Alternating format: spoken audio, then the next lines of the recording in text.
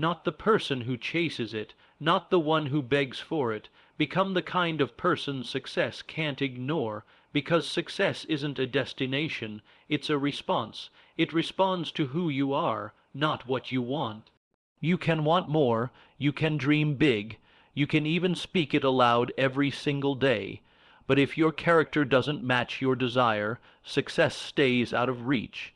It doesn't knock on the door of the unprepared. It walks into the life of the ready. So ask yourself, are you becoming the person success is searching for? Are you building the habits, shaping the mindset, holding the vision, and walking the talk? Because clarity of purpose is power. When you know where you're going, everything starts to align, the distractions lose their grip, the noise fades away, and the mission becomes magnetic. But clarity alone is not enough. Without discipline, dreams rot. Without action, visions blur. And without sacrifice, growth halts. Discipline is the gatekeeper. It's the line between ordinary and extraordinary, between wishing and winning. Between someday and now, every day, you either train your mind, or your mind trains you.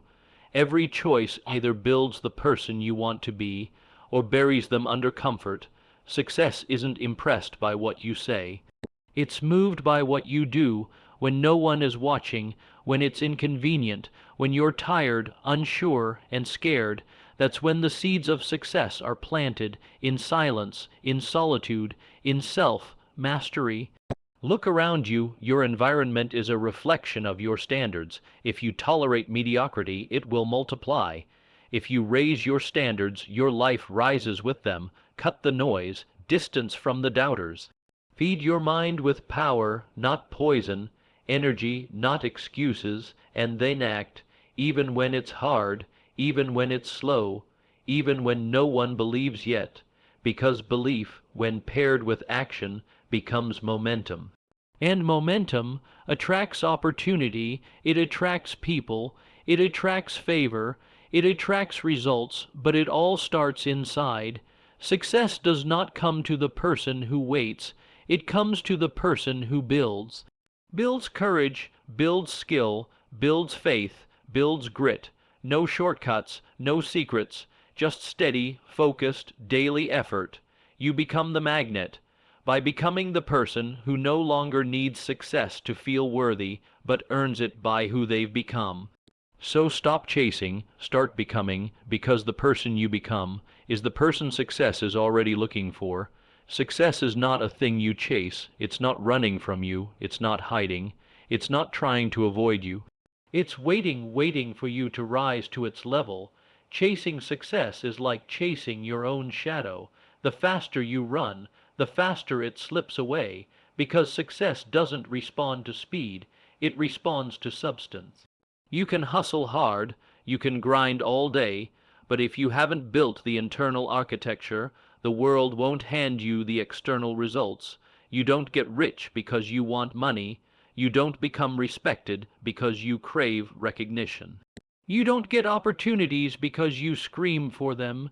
You attract them by becoming the person who deserves them. Success doesn't chase the loudest voice. It follows the clearest signal. That signal is who you are. Not what you pretend to be, not what you post online, not what you say when people are watching. It's what you do when they're not. It's the thoughts you entertain, the values you defend, the principles you refuse to abandon, no matter the cost. Wanting success is not enough. Everyone wants it. Everyone dreams of more, but very few are becoming more. The truth, you don't attract success by wishing harder. You attract it by working smarter on yourself. Every day ask, who am I becoming? What habits am I building? What beliefs am I reinforcing? Because success is never bigger than your self-image. You cannot outperform your identity. You can fake it for a while, but eventually, life checks your foundation. If the structure inside is weak, the outside will collapse. Success is not a lottery ticket. It's not given, it's not found, it's earned by alignment when your mindset, habits, and standards align. You become magnetic, not just to money, but to people, to ideas, to doors that used to be locked. But here's the part no one wants to hear. You don't attract what you wish for. You attract what you are. If you're inconsistent, so are your results. If you're lazy with your time, success gets lazy with its reward. If you cut corners, life cuts you short. But when you show up differently, everything responds differently. Wake up with intent, speak with purpose, act with integrity, and watch how life reorganizes around your discipline. Success is a mirror. It reflects your identity back at you. If you don't like what you see, don't blame the mirror. Change the reflection. This is not about perfection. This is not about pretending to be someone you're not.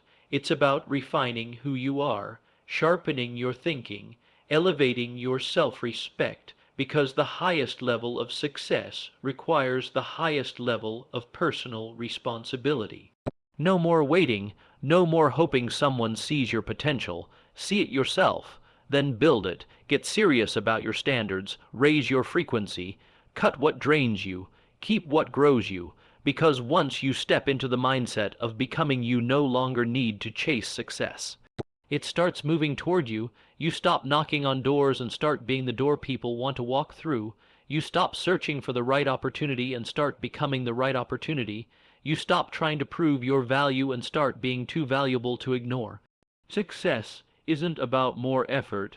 It's about better alignment with your purpose, with your habits, with your inner world. And when the inside is right, the outside follows. So stop asking, how can I get more? Start asking, who must I become? Because success doesn't come to the one who needs it, it comes to the one who matches it. Not chased, not forced, not begged for, attracted. Wanting success won't bring it. Talking about goals won't deliver them. Visualizing the dream without living the discipline, that's fantasy, not strategy. Desire is only the spark, but without discipline, the fire never burns. You said you want to attract success, then build the bridge to carry it. And that bridge is built one decision at a time, one choice, one action, one sacrifice, brick by brick, called self-discipline. You already know what to do. The question is, will you do it when it's hard? Will you do it when no one claps? Will you do it when no one's looking? Desire gives you a target. Discipline pulls the trigger, and execution is the bullet that hits the mark. You can set goals every year. Write them on your mirror, make vision boards, record affirmations, but until your actions are non-negotiable, you're not building, you're just decorating the idea. Discipline is not punishment, it's permission.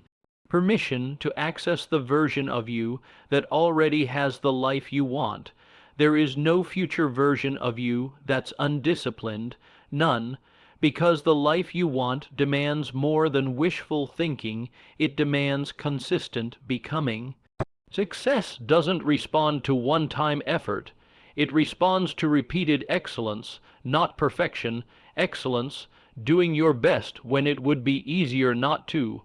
Discipline is when you don't feel like showing up, and show up anyway when your mind says stop, and you say not yet, because feelings are liars. They want comfort, they want ease, they want escape. Discipline wants growth, it wants alignment, it wants legacy. You say you're tired, discipline says keep going. You say, I'll do it tomorrow. Discipline says, you do it now, or you lose momentum. You don't rise to the level of your goals, you fall to the level of your systems. And discipline is the system, the structure, the anchor, the quiet contract you make with your future. Want to feel more confident, get more disciplined. Want to stop doubting yourself, keep your own promises. Because nothing builds self. Trust faster than doing what you said you'd do after the mood you said it in has already left. Discipline builds identity, and identity builds outcomes. Every time you do what's hard, you cast a vote for the person you are becoming. That person doesn't just want success, they attract it because they've proven they can handle it. If you can't handle 5:00 a.m. alarms, you won't handle $1 million responsibilities. If you can't say no to distractions, you won't say yes to the right doors when they open, and let's be real, discipline will cost you comfort, convenience, approval, but the cost of undisciplined living. That's even higher: regret, stagnation, lost time, unlived potential. You don't want that. No one does. So build the bridge from want to action, from potential to power, from vision to results.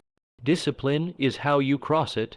It's how you separate the dreamers from the doers, the talkers from the transformers, the starters from the finishers, because ideas are easy, plans are pretty, but results, they belong to the disciplined. So next time you hear yourself say, "I want it," ask yourself, am I willing to do what it takes every single day?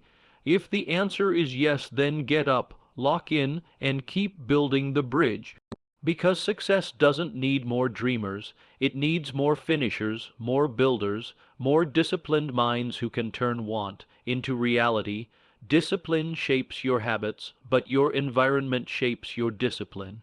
You can't grow roses in toxic soil. You can't rise while surrounded by what pulls you down. Look around you. Your environment is either helping you or holding you. It's either reminding you of your greatness or rewarding your excuses. Your room, your habits, your circle, your conversations, every one of them reflects your standards. Want to know your standards? Don't look at your words, look at your surroundings. They'll tell the truth: cluttered space, cluttered mind, dead energy in your circle, dead progress in your life. The people around you, they are either your fuel or your friction, and most people never outgrow their environment. They adapt to it, they shrink for it, they justify staying in it, but you weren't built to shrink. You weren't made to blend in. You were meant to set the temperature, not adjust to the room. Success doesn't grow in chaos. It grows in order, it grows in clarity, it grows where high standards are normal, not exceptional. You can be disciplined, but if your environment doesn't demand more from you, it'll slowly dull your edge, make you tolerate mediocrity, make you compromise on the details that build greatness. Raising your standards means raising your space, raising your energy, raising your circle, raising your minimums. If your environment allows excuses, excuses will multiply. If your circle mocks your growth, that's not your circle. That's your ceiling. Check your room. Does it reflect ambition or avoidance? Does it push you forward or pull you into patterns you promise to break? Your future isn't built in the future. It's built right here, where you live, work, and think. Raise the standard, elevate the atmosphere. Every item in your space should serve a purpose. Every voice in your life should support your principles. Every habit in your routine should align with your next level. This isn't about perfection. This is about permission to expect more, to demand more, to stop tolerating environments that normalize staying small. You say you want success, then stop living in places that celebrate comfort, because comfort is addictive and environment is contagious. You might be disciplined, but put a lion in a zoo too long, it forgets how to hunt. You don't need more motivation, you need more alignment. Surround yourself with people who remind you excellence is the baseline, accountability is love, and elevation is normal. You need rooms where your potential is challenged, not your worth, where pressure isn't seen as pain, but as a privilege. If your environment doesn't make you uncomfortable, it's not stretching you. It's settling you, and settling is the silent killer of every great dream.